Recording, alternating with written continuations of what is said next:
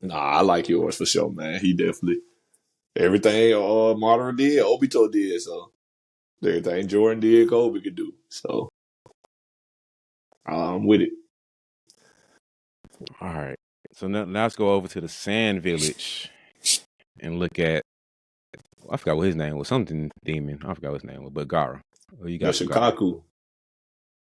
Yeah. For Gara, I went Hakeem Olajuwon.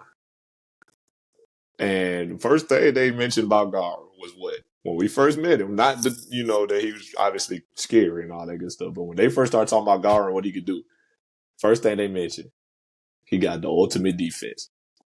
Nobody could ever touch Gara. Mm. Why? Because the Sand was always protecting him. The Sand had a mind of his own, even when Gara didn't really even know what was happening. Because we all remember the fight with Rod Lee and Gara. Rod Lee dropped in weights and started moving too fast for Gara to see. Even though Gara couldn't see, the Sand was still blocking. So the Sand was Mm-hmm. blocking Lee, and then Gara would turn his head like, dang, what was that? Ultimate defense. So the Sand is like Hakeem Olajuwon, obviously the ultimate defender. I also put no holes in his game. Gara really had no weaknesses. You had to really either be super fast like Lee or super, super strong to beat the ultimate defense. Like it was going to defend, but you had to like break the defense. There was going to be nothing you could do to just be like, if it wasn't strong enough to break the defense, even if it almost hit him or anything like that, his Sand was going to always still be protecting him. Like Lee, when he almost got Gara, we thought he was going to win. Whole time, Gara got like a sand shell around his actual body or something, and he still ain't did no damage. So no holes in his game, and then had some big wins, but are they lucky? Feel me? Mm. He beat Lee. Only reason he beat Lee for real is Lee can't do the 8 gates for too long.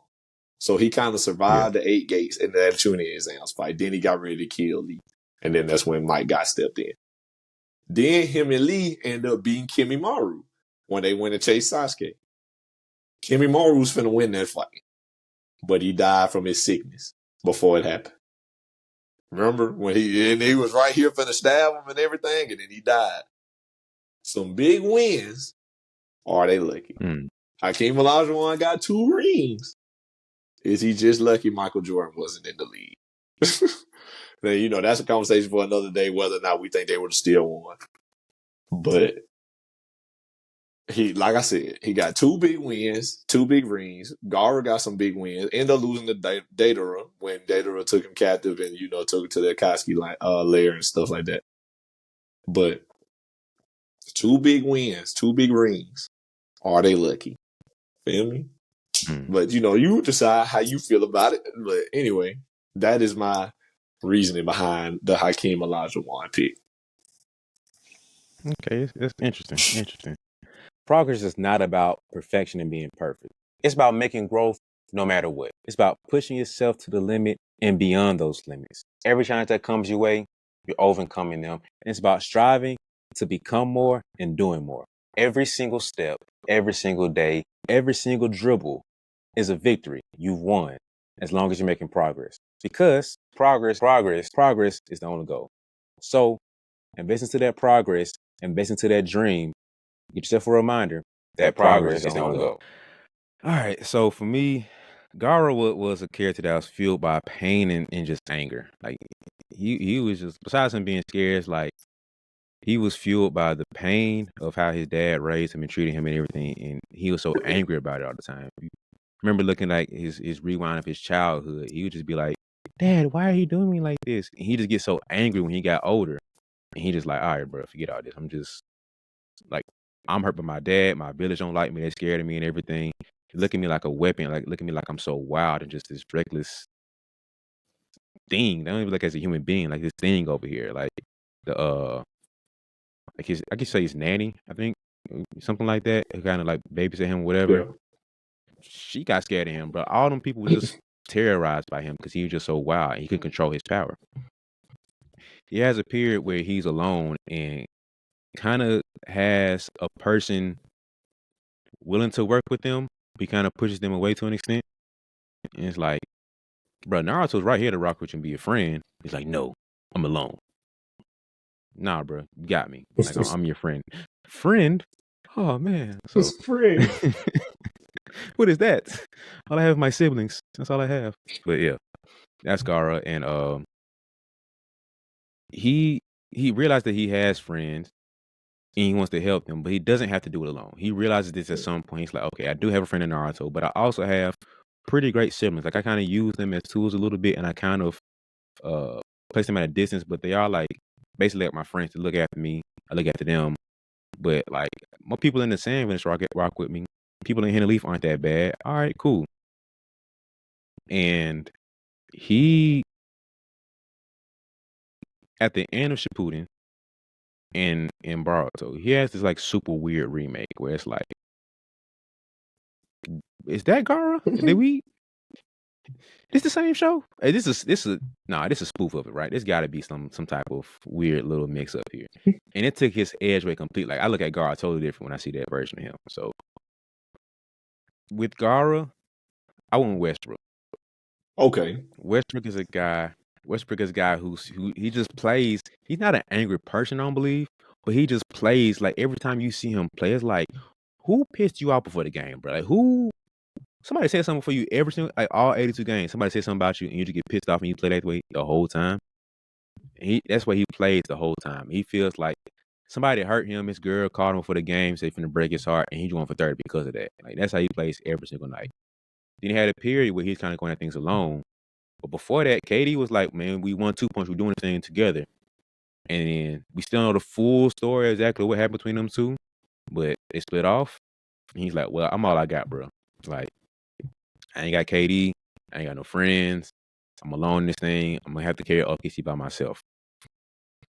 He gets tired of that. And then at some point, he ended up joining the Rockets and the Clippers. And he's like, let me get my 1-2 punch going again. Like, let's figure out how to make this thing work. Like, PG was cool. Oladipo was cool, but I need more help. I have to go somewhere to get some more help. And so join the Rockets with James Harden, and so join the Clippers, and it's like, okay, we kind of groove and do this thing too. But then he had this little weird remake in there. We put on that purple and gold, and he never liked Russ when he was playing with them. He probably had a pocket where he was looking like Russ, but for the most part, it was like this ain't triple double MVP Russ right here, man. And it took his edge away. If you remember the whole thing about the fans getting on him and stuff, and the way they're trying to use him and play him and stuff, he couldn't be Russ, and so it took his edge away. So that's where his confidence got hit, and you see him shooting the crazy shots he was shooting. Percentage was terrible. He really had like a weird remake when he was with the Lakers. Like whatever reason, the Lakers didn't use Russ the most Russ way possible. He wasn't efficient in his usage there. So you saw his game took a total dip because he wasn't allowed to be Russ. So that's why I feel Gaara and Westbrook are similar because they both have like an angry pain about them and where they do things. Had a period where they're alone and just kind of like isolated from everybody. It's like Russ over there in OKC by himself carrying everybody. But then like go to the Rockets and he got James now. He goes to the Clippers and he got all them guys. Russ, James, PG, and who am I missing? He was 4 of them. Kawhi. I feel Kawhi. So he has groups, he has friends now, but then he had the weird little remake in LA where it's like, is that the same Russell Westbrook? No, that can't be him. Took his edge away, and now he looked at him totally different. The guy had the weird hair and everything where he's just so tranquil, and he's a Buddhist priest over there in the Sand Village, and it's like, bro, this ain't Gaara. Like, chill out, man. Like, this ain't the same guy we saw before. So that's my comparison, man. Russell Westbrook is Gaara. I ain't mad at that. Yeah, and honestly, while you was talking, I thought about it when you started talking about him. I could have probably used Kawhi Leonard for Gaara for the same explanations I gave for Hakeem. But I think when I say he has some big wins, but are they lucky? It fits Hakeem better with 2 championships by Jordan out the lead as opposed to Kawhi's in Toronto. But he did have some big wins. That was pretty lucky. But you can also look at Kawhi's accomplishments as, I don't want to say extras, but like we don't put the same respect on him as we do everybody else. Oh, for sure. So you can look at that shot against Philly and be like, obviously some luck played a role in that. So like he wouldn't have got that ring in Toronto if it wasn't for that shot. Yeah, that was game Like, 7 too. And exactly. So he missed that shot. You going home and Philly finna advance. So that's kind of where it's like, he had some luckiness to him too. You go back to his San Antonio's pocket. Were you really the best player on San Antonio at that time? Or did you get that ring and that Finals MVP because you had to play against LeBron? Like, are you really the best player on the floor, or did you just get that Andre Iguodala treatment because you had to defend LeBron? So we kind of look at him a little like his 2 rings are his. We're not going to say it's not his, but that first one he got in San Antonio was like, you're not the best Spur. Like, you're the second at best, but probably the third.